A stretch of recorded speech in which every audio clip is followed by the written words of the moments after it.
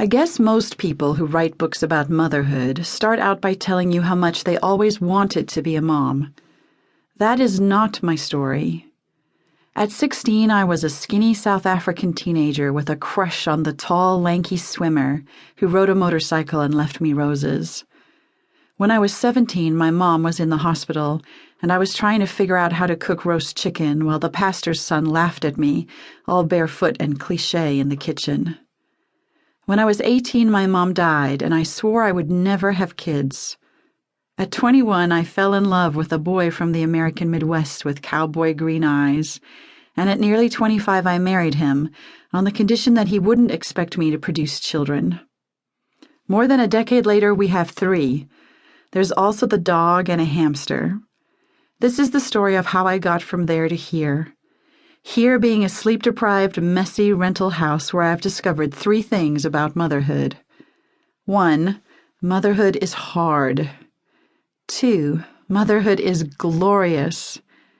3. Motherhood is hard. In between, there's a lot of sleeplessness, laundry, and diapers. And I'm still such a newbie. At this moment, Jackson, my oldest, is about to turn 7 and lives for Taekwondo summer camp and flexing his biceps in our full-length mirror. Our middle, Micah, is 4.5, weighs more than his brother, and will lay you low if an animal is ever harmed in his presence. The baby girl, Zoe, arrived just over 16 months ago, and my heart will never acclimate to the daily awe of rediscovering myself in her deep-sea fishing blue eyes. Somewhere God is grinning. I can hear him saying, "I promised you so," over and over again. How he always saves the best till last, and each new baby has seen me unwrapping unexpected treasure again and again, until I'm laughing too and agreeing, yes, the best, the very best. Even at 2 a.m. with the rivers of projectile vomit, even then, I wouldn't trade it. But I would do some things differently. I would throw away the parenting books that made me feel like I was somehow failing this most important test of womanhood, being a mother. I'd throw out the advice about what I was doing wrong or should be doing differently or should aspire to be doing. I'd just revel in the daily sleep-deprived merry-go-round and eat a lot more chocolate cake. Also, I'd go up to tired moms dragging screaming kids through Target and give them flowers. I would stop each and every new mom I ran into with chocolate and promises that they could do it. I would tell them they're my heroes. For every month of pregnancy, every 3 a.m. feeding, every boo-boo kissed, every diaper changed, and every plate of food they never got to eat hot. I'd be tempted to break into song.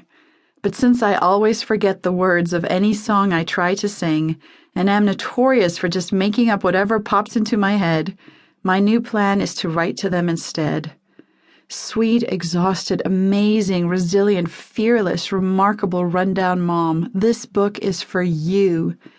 No matter how you got from there to here, can I just take your precious face between my hands, look deep into your sleep-deprived eyes and whisper, "You are much braver than you think.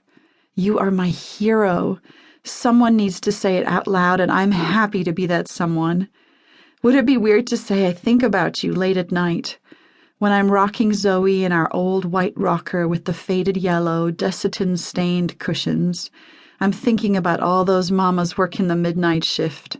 I'm thinking about all of us who are dancing our babies back to sleep or waiting up for them, like every generation of mothers before us. The ancient two-step that tattoos our love into the carpet, the hardwood, and the bosoms of our children.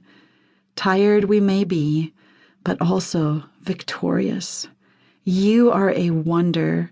What you do, it amazes me. You've got this, even on the days when you think you don't, when you can't imagine one more shift, when you want to take off running after the ice cream truck, when you can't remember when you last washed your hair, when you want to climb back into your pre-baby body, and the days that didn't start with Elmo and end with bath water anywhere but in the bath. You've got this. This book is for you and for me. This book is for us.